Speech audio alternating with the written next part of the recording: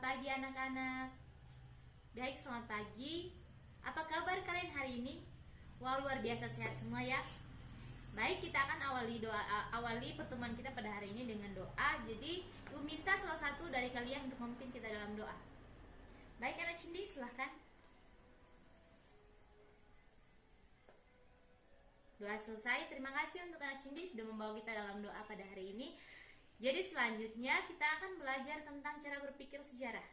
Hari ini adalah pertemuan pertama kita. Jadi mungkin dari anak-anak banyak yang belum mengenal ibu. Jadi sebaiknya ibu akan memperkenalkan diri.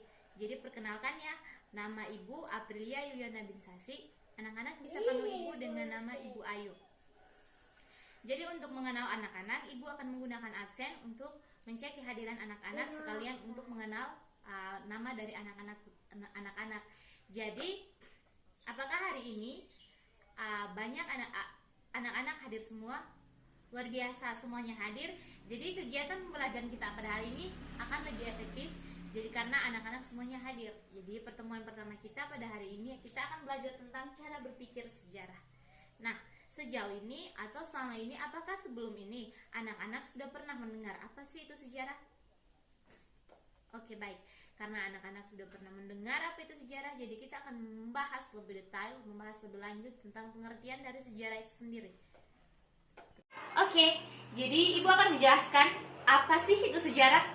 Nah, sejarah ada beberapa pengertian. Yang pertama itu pengertian sejarah menurut etimologis.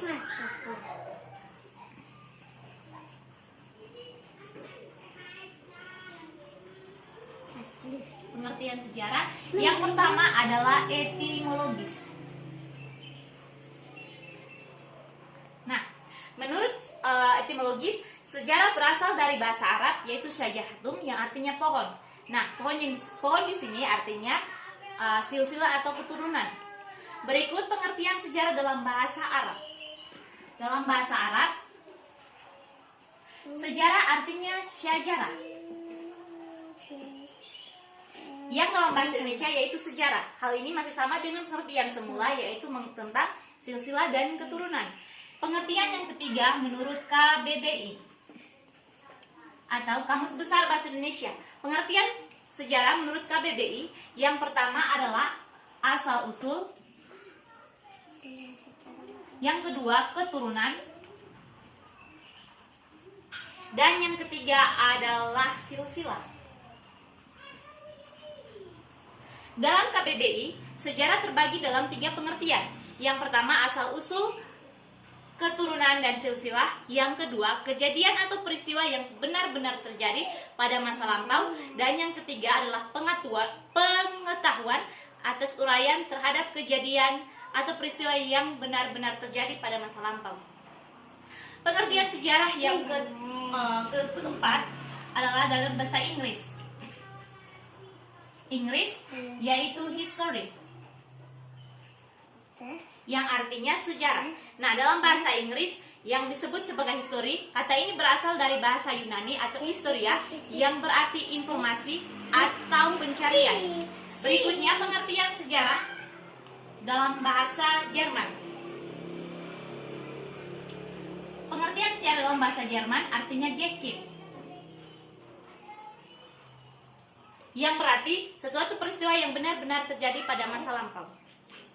Nah, dari pengertian sejarah terdapat dari etimologis, dari bahasa Arab, dari Kamus Besar Bahasa Indonesia, dan dari bahasa Inggris dan juga bahasa Jerman. Terdapat juga pengertian dari berbagai ahli.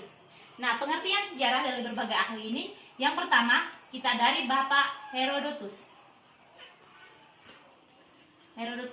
Ya, Bapak Herodotus ini, siapa yang tahu sebelum itu anak-anak? Ibu mau tanya, siapa sih itu Bapak Herodotus? Baik, tepat sekali. Bapak Herodotus adalah bapak sejarah. Kenapa disebut sebagai bapak sejarah adalah Bapak Herodotus? Karena penelitian dari bapak sejarah kita ini, Bapak Herodotus, penelitiannya betul-betul menggunakan sumber-sumber yang dapat diuji kebenarannya. Karena hal itu, makanya Bapak Herodotus disebut sebagai bapak sejarah. Selanjutnya kita masuk pada pengertian sejarah menurut Bapak Herodotus. Sebelum Ibu menjelaskan, apa ada anak-anak yang tahu pengertian sejarah menurut Bapak Herodotus? Oke, benar sekali. Jadi pengertian sejarah menurut Bapak Herodotus yaitu sejarah bukan berkembang dan bergerak lurus ke depan dengan tujuan yang pasti, melainkan bergerak melingkar yang tinggi rendahnya lingkaran disebabkan oleh keadaan manusia itu sendiri.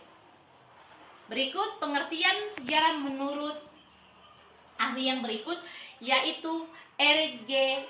Collingwood.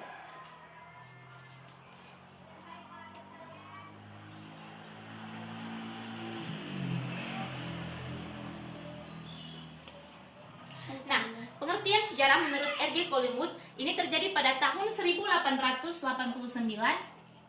sampai 1953.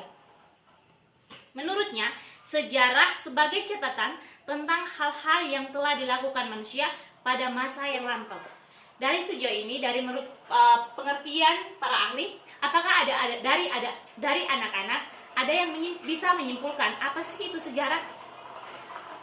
Oke, jika tidak ada, Ibu akan membantu untuk menyimpulkan pengertian dari sejarah itu sendiri. Jadi baik anak-anak, dari setiap pengertian yang kita ambil, kita dapat menyimpulkan bahwa sejarah adalah ilmu pengetahuan yang mempelajari tentang suatu kejadian atau peristiwa manusia yang terjadi pada masa lampau dalam kurun waktu tertentu.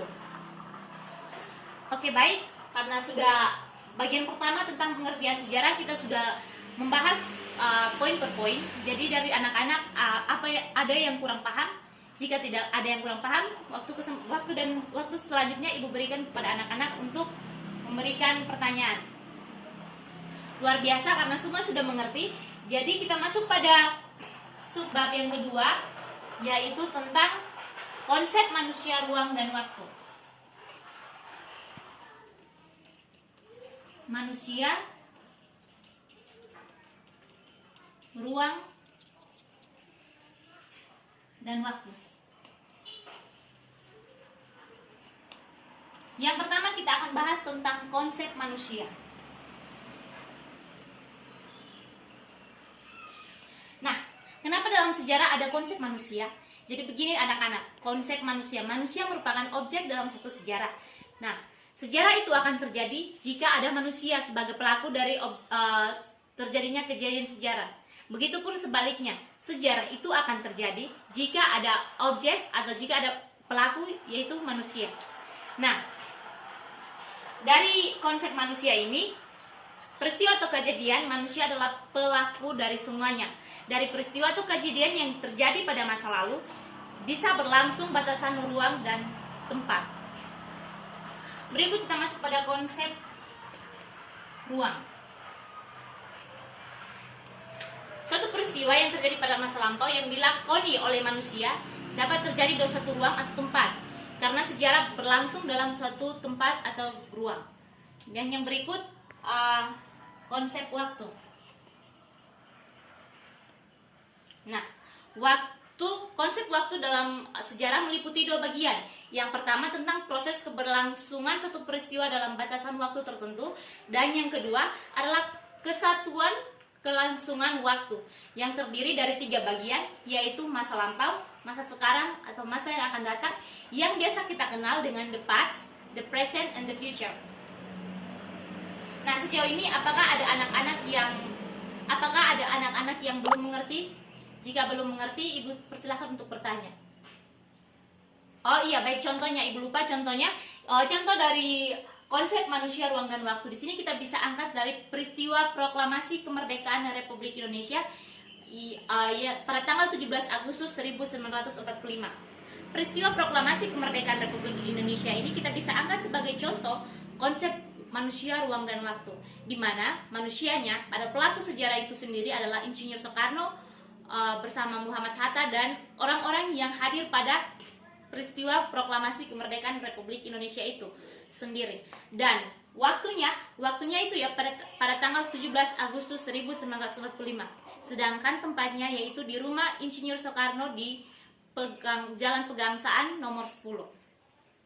Sejauh ini apakah anak-anak sudah paham mengenai apa itu sejarah dan konsep manusia, ruang, dan waktu dalam sejarah? Oke, baik, karena anak-anak sudah paham, jadi pertemuan kita pada hari ini, pembahasan kita pada hari ini berlanjut sampai di sini saja. Minggu depan kita akan belajar tentang cara berpikir kronologis dalam mempelajari sejarah, dan cara berpikir diakronik, serta cara berpikir sinkronik. Nah, untuk membagi 3 bagian pokok bahasan yang akan kita bahas minggu depan, Ibu akan membagi dalam 3 kelompok. Jadi 3 kelompok ini berhitung menurut absen 1 sampai 3 dan selanjutnya. Baik, Ibu akan memberikan tugas. Tugas ini dibagi dalam 3 kelompok ya anak-anak. Jadi kelompok yang pertama akan membahas tentang cara berpikir kronologis dalam mempelajari sejarah, dan yang kedua tentang cara berpikir diakronik dalam mempelajari sejarah, dan kelompok ketiga membahas tentang cara berpikir sinkronik dalam mempelajari sejarah.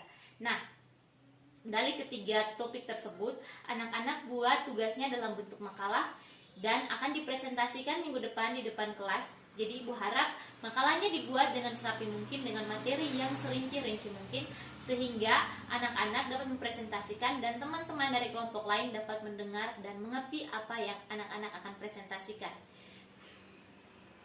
Sejauh ini cukup saja sampai di sini, dan Ibu harap apa yang Ibu jelaskan tadi anak-anak dapat mengerti dan dapat dipelajari kembali di rumah.